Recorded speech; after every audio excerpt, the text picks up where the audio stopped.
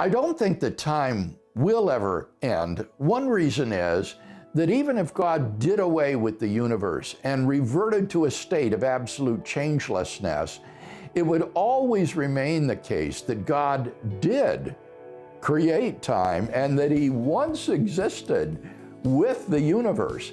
And so it seems to me that this is an irrevocable decision on God's part to enter into time.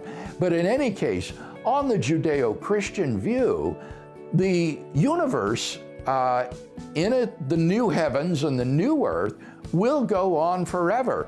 We are not going to be immortal souls, but we are going to be resurrected people with resurrection bodies that are dynamic and endowed with superhuman properties, such as Jesus exhibited in his brief resurrection state while on earth. So time will definitely go on forever from a Judeo-Christian point of view.